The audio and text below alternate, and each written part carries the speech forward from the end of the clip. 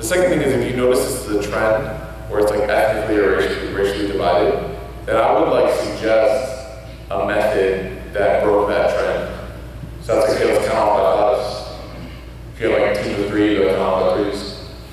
Right? And don't count off by threes like in the ethnic order, like you're like planning, okay, you sit here, you sit here. But do it in a way where it's inevitably gonna make people break up. And that's one way to sort of like break that barrier, right? Like I said, in big cities, it's very difficult, it's not easy. So you're gonna have to do something that might feel awkward sometimes, but it's totally worth it in the end, right? That? Yeah. Thank you. You're welcome. Is that my time to end? No, hold on. Okay. I appreciate it. No one has any other questions? Any girls have any questions? Man, we're trying to eat this. Seriously? Okay. Yeah. So please forgive me of my leg sticking out. I tore my ACL. So yeah. Unity amongst race is important, and it's kind of a given. But what about those who tend to not be as spiritual in being? I think that's also like even within family. I think that's a pretty hard one to overcome. I think worldwide it's accepted that we shouldn't be racist. Even in FIFA, we see the same amount of racism. Yeah. But with those who are trying to practice do the right thing, not saying that other people don't do the right thing, but those who are just not as practicing, how would you try to prevent this? I mean, there's always going to be moments of overlap. So you might have people that are more practicing that, and I don't want to say like practicing like a way that's like, oh, they're better, but they're just, they have different priorities sometimes, right? And sometimes different stages that they're at. How can you get them together? Find moments of overlap. Not all of the companions were the same spiritual level. That's why we have things like the Ashram Basha. That's why we have like the four rightly guided for the fat. But at the same time, the Prophet would always encourage eating together, being together, hanging out together. What's the equivalent of that for us? I mean, the World Cup is a great example. Like, can we set up a viewing party for people who like watching the World Cup? And then at that party, you're going to have many different levels of practice. And maybe the only quote-unquote religious thing you do is pray together Jama'ah, which is a huge deal, right? To pray Jama'ah. But at the end of the day, you're uniting people that normally wouldn't have come out.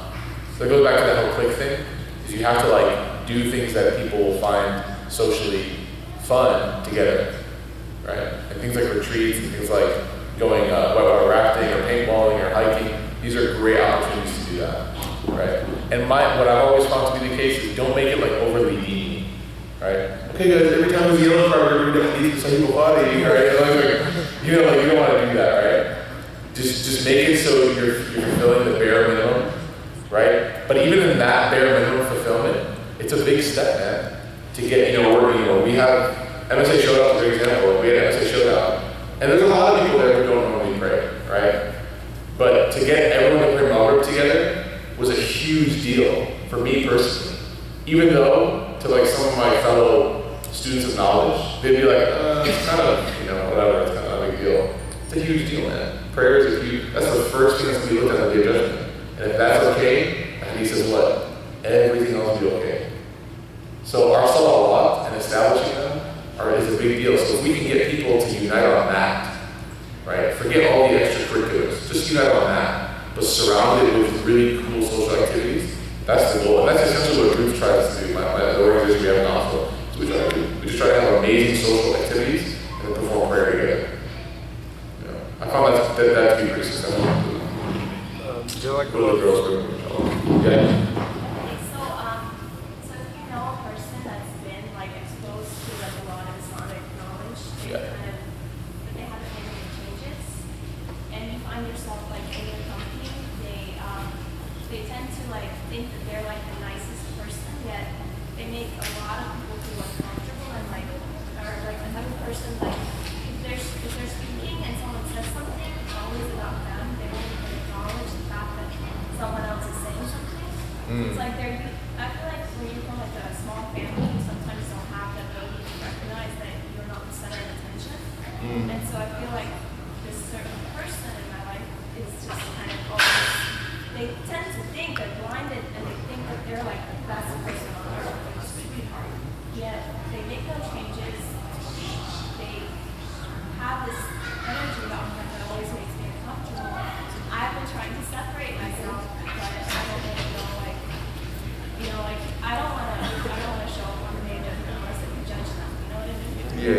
There's a difference between judging and trying to like protect yourself from doing like backbiting and being around negative people. There's a difference. Like judging is when you place that judgment on somebody, right, irrationally and irresponsibly, and it's more about satisfying your nafs. Like judgment comes from a place of satisfaction in nafs. That we feel comfortable, we feel good judging somebody, and that makes us feel better because we're putting them down. But if you're like, look, I recognize that my company with this person is negatively affecting me, that's not judging, that's evaluation, right? Now, if I value this, if I was in the situation that you're in, and I value my relationship with that person, and I noticed that this was a problem, but I still value that relationship, I would be open to telling them about it before I would separate myself. Well, if you've made those attempts and they, I mean, it's just like you can't make yourself a priority when they don't even think that like they're doing anything wrong. Yeah, it's true. So, I mean, you may have to sort of like distance a little bit and let them sort of recognize. Yeah. But at the same time, like, you don't have to tell them like, oh, you're a terrible person. You know, but just let them know, like, it's really tough sometimes to like have a conversation sometimes because this is just a trend that I've been noticing.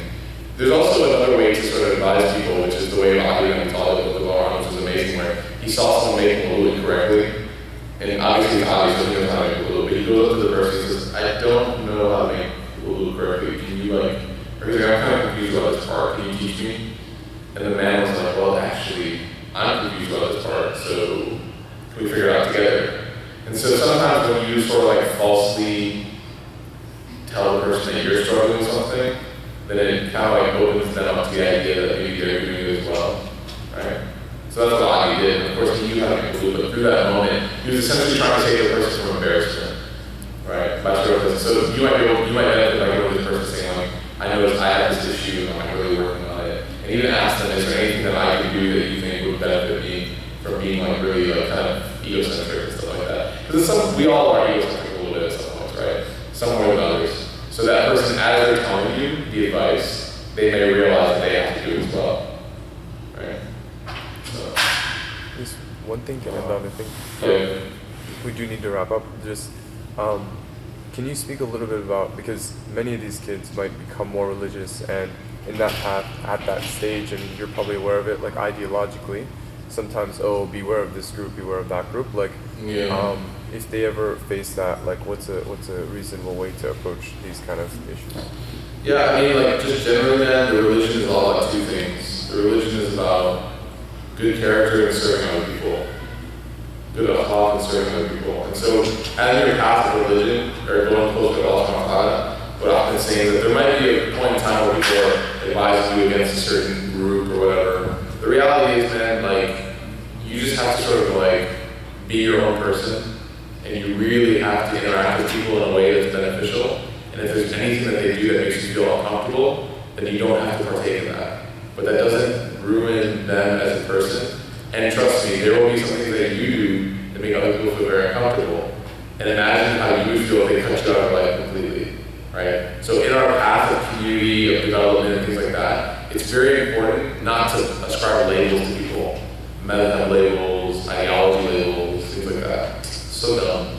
Doesn't make sense, right? Just appreciate it. Like, I have a friend who's mad at me. For those of you who know what mad at me, there's an opinion that says that you can only have a dog, right?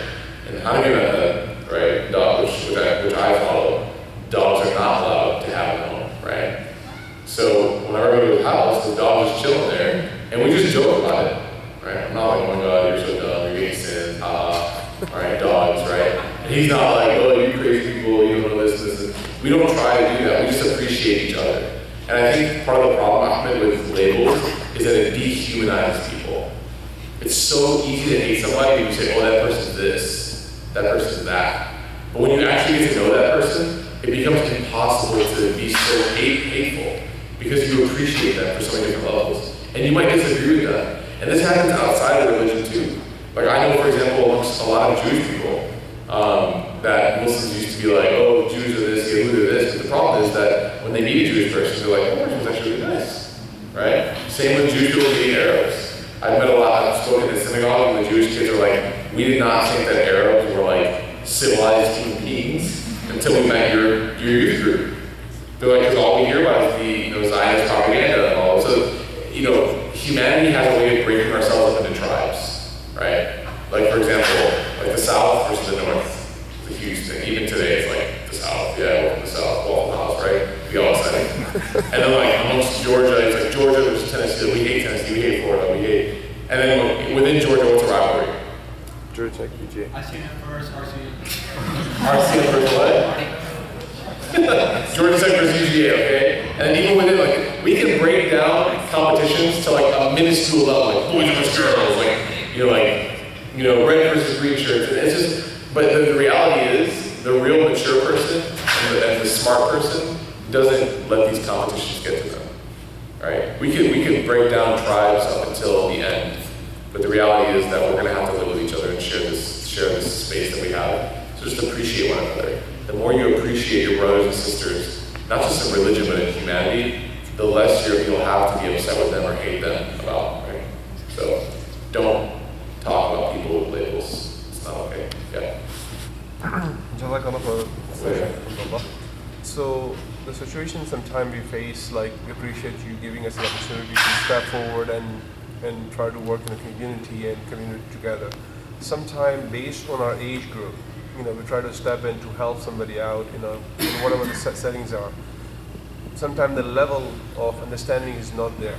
So sometimes we try to do the good thing from our side, but on the other side, sometimes things go wrong. So how, should we handle it? If we work with different age group, even same age group, different levels, maybe it doesn't matter. So I think, and sometimes goes, from you doing from your perspective for the sake of Allah, and same guy, the other side is the same thing, but things still go wrong many times. As you know, it happens to Sahaba Ikram many times, the arguments and everything. So how we handle that spark between the two? I think that the reality is that you're going to have disagreements, but if you have good adab and good akhlaq, that you'll eventually get to where you're supposed to be, right? And sometimes where you're supposed to be is not what you want. You have to give what is given. You have to take what is given to you. And so, when you're working with organizations or other people, there's a whole bunch of opinions that you have to factor in. And your opinion, although you might be certified or absolutely think that's the best, you have to still work with other people. And that's part of the struggle of being part of a Jama'ah, right? We had this at Aisha at the retreat. So we were running late, and some of the guys were like, listen, I have no wudu right now. It was taco night. Like, wudu's not gonna last very long. Let's go ahead and just pray Aisha early. Or not early, but let's go ahead and pray Aisha. Let's not wait for the rest of the group. And so they did. What ended up happening was they actually prayed before the waqt came in, before the time came in. And that, to me, I was really happy that there was ownership, that a person stood up and led prayer, that a person, like, I had no issue with people leading prayer or doing that on their own. But the reality was there should have been a consultation of the group. At least to the organizers, like, okay, we're gonna do this because it's okay.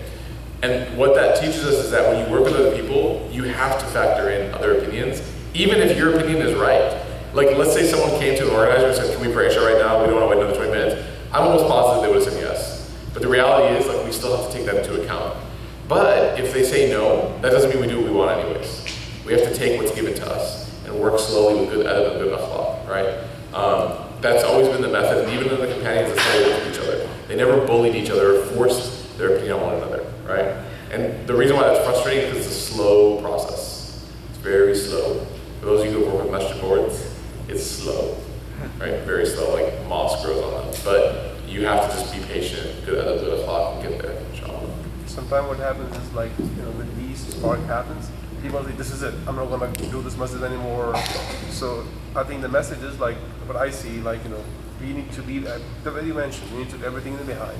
Yeah. And just move forward. Like, we don't, if we have a disagreement, it doesn't mean that we're gonna leave that masjid out ourselves or leave the organization out.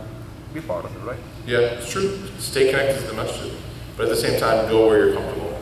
So it's kind of a balance, I wouldn't boycott a masjid, but I would also not force myself to go there if I didn't feel comfortable there. Right? But it's still the house of Allah subhanahu wa ta'ala, so you have to go. You cannot boycott. Exactly. Okay. Inshallah, I appreciate your time. Inshallah, we're going to end the dua. Inshallah. Allahumma ameen. Alhamdulillah, Rabbil Alameen. Salatu wassalamu ala Rasulil. We ask Allah subhanahu wa ta'ala to accept the time we spent together. We ask Allah subhanahu wa ta'ala to make every second that we spend together beneficial, and that we act upon what we've said and what we've heard, and that this becomes a means of transformation for us, that we leave as people who are better than those who they were when we walked into this room, this masjid. We ask Allah to bless the facility and make it a means of light and of khair and barakah. Amin ya Rabbal Alameen. سبحانك اللهم وبحمدك أشهد أن لا إله إلا أنت نستغفرك ونتوب إليك. بسم الله الرحمن الرحيم. والعصر إن الإنسان لفي خسر إلا الذين آمنوا وعملوا الصالحات وتواصوا بالحق وتواصوا بالصبر. آمين.